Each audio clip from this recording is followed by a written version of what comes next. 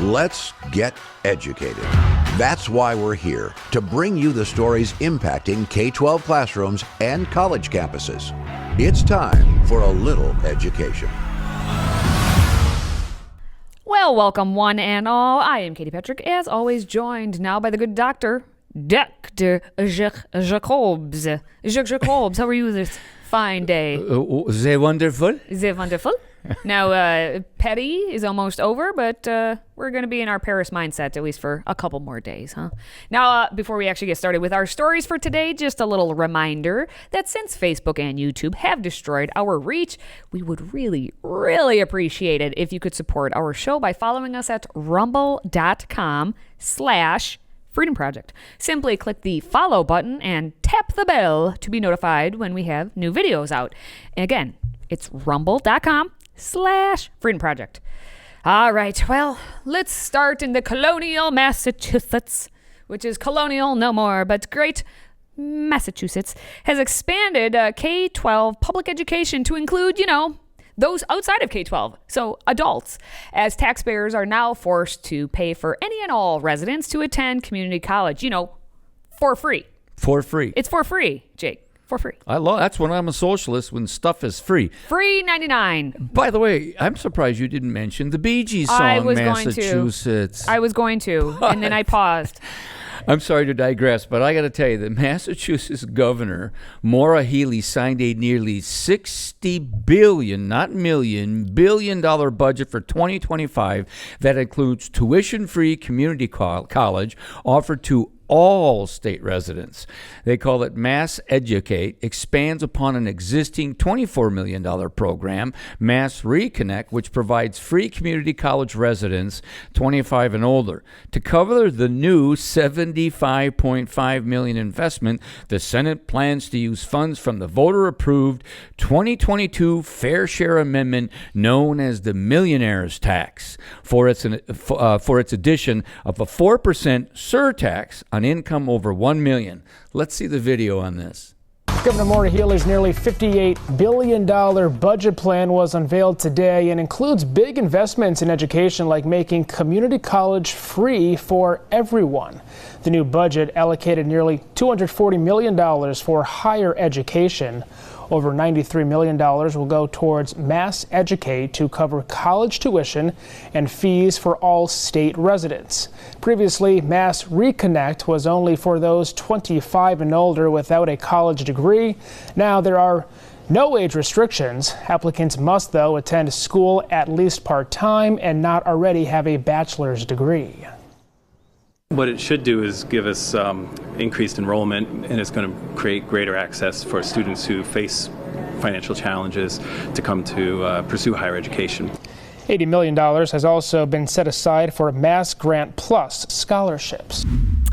All right, so it's free. It's free 99. How can you not love it? The one thing that I will say about this that could be positive is the fact that all these youngins who have no life experience outside of school may have to intermingle with some of those people who are a little bit older, like that one over there, who maybe has some life experience and can bring some insight into the classroom. Now, I'm not saying that's actually going to happen, but it could make a classroom a little bit more interesting. I do recall a couple different times where I've been in during my undergrad, had different students who were elderly. They identified, if you will, as elderly. They were just coming back to take a class or two to stay active and, actually do something throughout the day. And we had this one woman, and it was a political philosophy course, and she brought some of the best insight into the room, and it was fun to have her in there.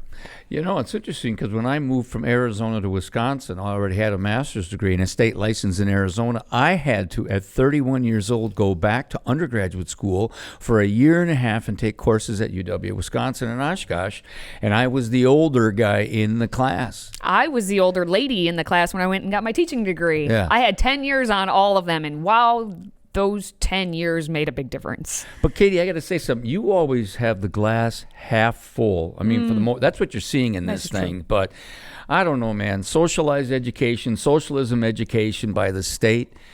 somehow taking from the haves, and giving to the have-nots. You can go to school part-time.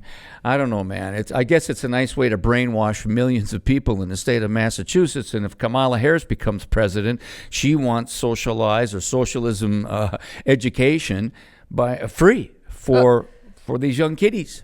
Don't get me wrong. I am completely opposed to this entire idea. I was starting to worry. And if Montel Williams' friend does get in there, then the world is doomed. But back to Massachusetts specifically. Massachusetts was first in a lot of things in this country. They were one of the originals, the OGs, and so they've kind of set pace for a lot of things that happen. And if Massachusetts is doing this, obviously, across the nation, many states have already looked into this, and California wants to do it. Like, they all want to do this. All these blue states want to do this. It's a matter of who can actually get it enacted, and Massachusetts is probably small enough, and, Elizabeth Warren is there, so she'll have to be paying this tax of the over $1 million, right? So she'll be paying your way, I guess. But if they have enough $1 million plus people there who are going to be the ones paying this, according to their own claims, then they're going to make it happen in Massachusetts, and it will expand across the nation. Well, they hope it's the domino of education that goes across the country. Let's not forget that President Biden, in spite of what the Supreme Court said, ignored the Supreme Court and still canceled the debt of millions of Americans. And Kamala Harris, she wants tuition-free socialism education once and for everybody. Well, everybody who is approved by the people. To be brainwashed by the government. Yes. Everyone else will be eliminated. So anyway, moving on. We know that basically our, education system, if you will, is doomed for everything. So I am questioning whether or not, just as a looking ahead type question, if you think what Massachusetts has done, mass educate as they're calling it, what was it? Mass reconnect? Well, that's we had to change it, right? So now it's mass educate, and that's what they're trying to do. How fast you think, from your perspective, how fast this will domino effect across? Well, I'll tell you what. If Kamala Devi Harris becomes president within a couple of years, there's no doubt about it, she will use executive orders to, in essence, socialize education. I mean, we think it's bad now with the union corruption and all the corruption within the government education system. If she has that power, 4 more years of Obama and Biden, this will happen within a matter of exponentially within a couple of years. You do think, okay. I'm just questioning. I'm looking at it as stepping back from how fast really would it happen. And now you let us know if you agree on that. But we're going to stick right with our good friend, the one who we don't know if he's alive or not, and the other one where we don't know who she's with at the moment. But anyway, we're going to talk about Biden and Harris and the whole administration and how they're going to propose some rules, to let not only Massachusetts have their way with having some free education, but how about anybody and everybody, especially illegal immigrants, get taxpayer-funded college prep programs. Why not? If we can have the citizens of America be educated and brainwashed, why can't we let everyone? I tell you what, Katie, this is just unbelievable. As you know, they want illegal aliens. And by the way, they are illegal. They're violating federal law. And of course, the Democrats, the wokocrats, they have been for mass immigration to fulfill their globalist viewpoints. They want them to be able to illegals and even criminal illegals to vote. They want them to be able to have a free education. We know what this is all a part of their Marxist scheme to transform this country, and this is corrupt stuff right to the core as far as I'm concerned. And the thing is, everyone, if you haven't been paying attention, they've wanted to do this from day negative. They've always had this in the plan. And if you don't believe me, let's just listen to, what was it, about 3-ish years ago, when the Education Secretary Miguel Cardona talked about this very thing. It has been the policy, apparently, of the Biden administration to push for free or almost free college for people who are here illegally. Do you still stand by that proposal? Or do you think it's something you might take off the table? Congressman Grothman, I remember having a conversation with a teacher who was a dreamer, who was working twice as hard so that she can help the students in her classroom. And the Biden administration has been very clear that we do support ensuring dreamers have an opportunity for federal financial aid, including the Pell Grant.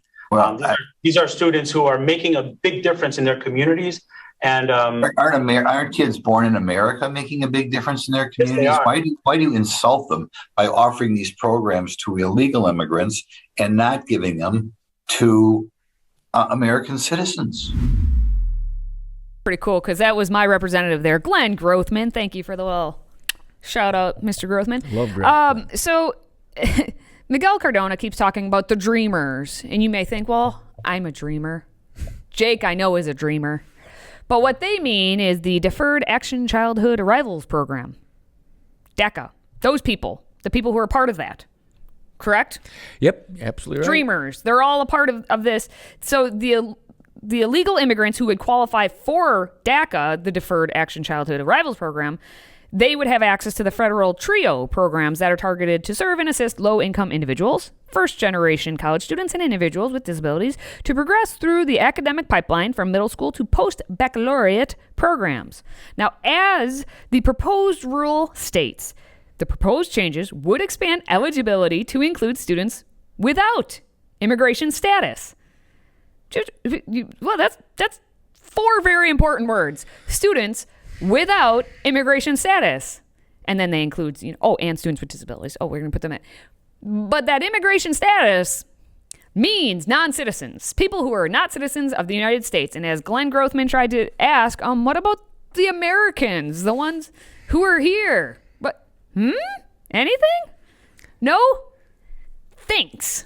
Yeah, thank you very much. I mean, the hardworking American citizens are getting shafted over and over again with this globalist insanity, this absolute insanity that in fact, you're told by Biden to surge to the border, and surge they did. You're told by Kamala Harris, well, she was the czar that was going to fix the problem, and the reason she didn't fix the problem is they want these illegals here. They want them for voting. They want to educate them. They want them on board for their Marxist worldview plans, and this is simply an insult to the citizens of the United States of America, and somehow we've got to be able to stop this insanity.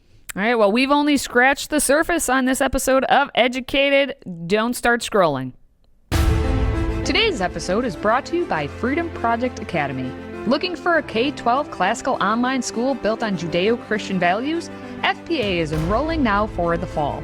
Request your free information packet at freedomforschool.com. That's freedom, F-O-R, school.com.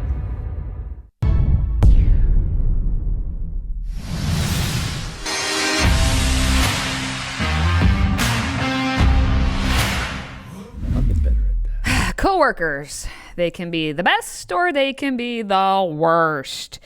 And they can really determine your level of sanity at a job. So you can understand why I'm just a little crazy most times. You know what I'm saying?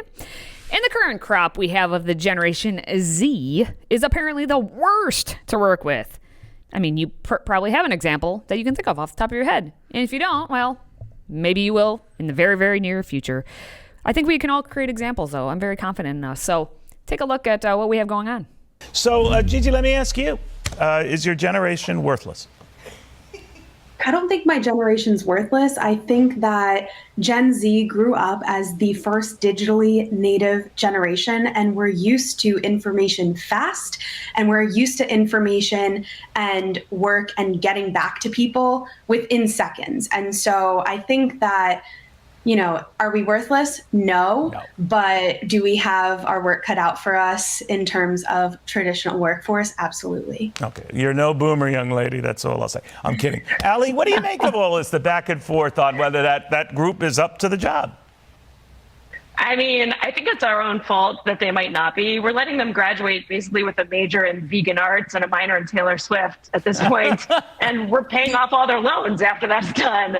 I mean, this generation is expecting to get their dream job. They want gluten-free options in the cafeteria. They want to sit on yoga balls while they work. I think part of the issue is in communication. As I mentioned before, young kids, specifically Gen Z, is known as the loneliest generation. And so when you take a generation that's already struggling with communication with their peers and you expect them to just fit in normally or not have any problems at work, I think that's where the disconnect with this whole thing is. And I think that we have to take better care of young people's mental health, and also the older people in the workforce need to communicate maybe in newer ways and or teach younger people how to communicate in older ways. So much to say and so little time. Use the English language. How can you not just communicate using that? We've had it for hundreds and hundreds and hundreds of years. Why not start there? The question was asked, are you worthless? Yes, worth less. 2 words, split it. They are worth less than other generations at this point. You could argue that is always the case. The youngest generation, they need to grow up, learn, work hard. You know, you gotta, what do they say? Cut your teeth. You gotta cut your teeth a little bit, and then you're worth more. But right now, they are worth less. And I think the other lady who is absolutely correct, this generation does want their vegan options and their yoga balls. But also, the older generations have allowed them to be like, oh, okay. And now they demand it. When you open the door to these options, then people are going to run right through.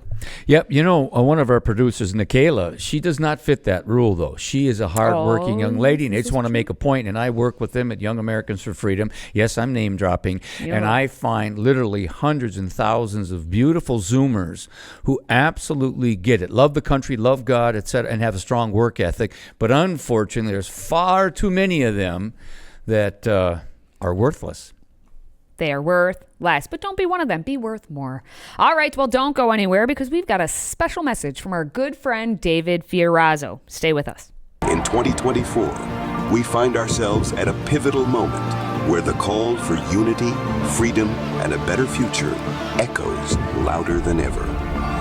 Introducing Patriot Mobile, the wireless carrier that stands with you. We are committed to supporting the values that make our nation great. With affordable plans and reliable nationwide coverage, Patriot Mobile is not just a wireless service. It's a call to action for those who believe in the American dream. Get free activation now with promo code EDUCATED.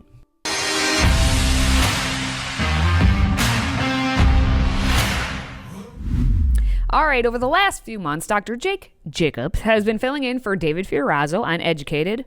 We are very thankful for that. Now, many of you have been asking, is David okay? Well, he's been going through some tough things in his personal life, and out of respect for his privacy, we have chosen not to discuss any of it on this show. But David now feels this is the time to open up about what has been going on, and he did so on his daily podcast, Worldview Matters, which you should all be checking out. And then here is just a short clip from that broadcast. Most of you know I'm a caregiver for my wife who since 2021, roughly, we've been dealing with some issues of dementia and cognitive limitations, and they were brought on by the Pfizer vaccine.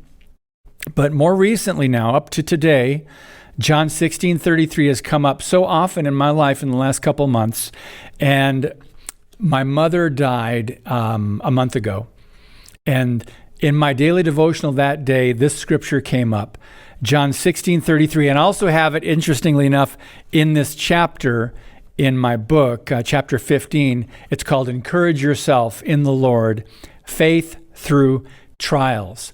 So John 16:33, and this is the last chapter in the book, Jesus said, "These things I have spoken to you, that in me you may have peace. In the world you have tribulation, but take courage. I have overcome the world." We have a choice to make when these trials come, and they will. If you're old enough, you will lose a loved one at some point, maybe a parent, hopefully not a child, but some do. And you will have a choice. If you're a believer, you have a choice what to cling to, what to focus on. And that's what I want to share. That's on my heart. So over on my wife's Facebook group page, Rosanna's Journey, and it's a private group, but you can join it. A lot of people do. Just want to share a little bit about recent days and weeks. When we went up to the funeral a month ago, it was amazing that God really answered prayer, that she was able not only to endure a long day, but she had clarity, mental clarity, not perfection, not perfect memory, not perfect conversation, but just clarity and also energy for the whole day. Her window, typically in the last 2 years of being out in public at church or around people, her window has been about 2 hours maybe. And then she'll start getting tired and maybe a little anxious. We got up at 6 a.m. that day. Went to the visitation first, the funeral, there was a luncheon. We finally got back to the hotel at 5 p.m. That is a long day for anyone. I was wiped out, but she made it, and she had energy, and she was smiling and talking to family and cousins and friends the whole day. So God really pulled off a miracle. What I mean by that is before and after were completely the opposite. At home, we got home, and she was just very, very, very tired. She gets anxious easily, and cognitively, she sometimes wakes up very confused. And I just have to kind of help her get her morning routine going. And you can read a little bit more about this on Rosanna's Journey Facebook page. But anyway, God pulled off a miracle, and just it was amazing. The other thing I didn't mention in that update is a couple months before my mom died. Now, she used to live 2 hours from where we live in Northeast Wisconsin, close to Green Bay in De Pere. And so she fell and ended up in the hospital up there. And they didn't have enough ICU beds, and she needed sodium, she needed fluids, she needed pain meds, other things, and they didn't have the ICU beds. So they airlifted her 2 hours away to Green Bay. I live 20 minutes from the hospital, Aurora Care, that they took her to. She was there for 5 or 6 days. I was able to spend the entire week with my mom that I never would have been able to. I get choked up just thinking about this. I was able to spend most days, I'd be with her for hours. I was there until she woke up, and she was heavily sedated because she got pretty anxious, didn't even remember the plane ride. But she had 9 IVs going into her. My mom had she had the joy of the Lord all her life, and I want to talk about that in a minute. But she had 9 IVs. They took amazing care of her. I was there most of the time in the hospital. The point is, God did that, I believe, for me, so that I could spend time with her. And then she was discharged on a Friday. I drove her back up to assisted living. She has only been in assisted living for less than a year. And I was able to drive up there, and I stayed overnight with her, spent time with her. It was almost a week of just precious time. I valued every moment with my mom. She was 93 and a half, and she loved Jesus, and she had the joy of the Lord. So just wanted to share that. I've been going up north, and 2 hours away now, I've been going through our childhood home. My mom and dad bought that house in the 1950s. And anyway, so I'm going through all that, a lot of memories, a lot of things. I'm learning more about my parents. A lot of you have been through this. I've gone through your parents' house, belongings. My parents were meticulous. They kept records. They were organized. They were sentimental. Just a lot of just amazing memories, but I'll be going through that for a while. So pray for me, for my strength, that I stay healthy when I go up there and work and come back here and take care of Rosanna. And also keep praying for a breakthrough for Rosanna. I'm praying we will be doing for David, for Rosanna, for the rest of his family, and for everyone who knows them. Yeah, it's a small world. My grandfather is buried in the same cemetery as David's parents up in Iron Mountain, Michigan. It's where my dad went to high school. And when Dave moved back from Los Angeles, he was an actor there. We met and we became friends, Roseanne and his wife and my wife, Lori. They actually did worship together at Life Fest, and they're a quality couple. And just to see what's been happening to Roseanne. It really hurts. And our prayers are out for you, David. You're a great man, and what a privilege and honor for me to be able to fill in for you. All right. Well, if you do enjoy our content, please consider subscribing to our audio podcast and the weekly Media E-Blast, which does contain all of the top stories of the week. Now, you just can get that by going to stayeducated.org. For Jake and myself, thank you for watching, thank you for listening, and thank you for supporting this show. Until next time, stay educated, America.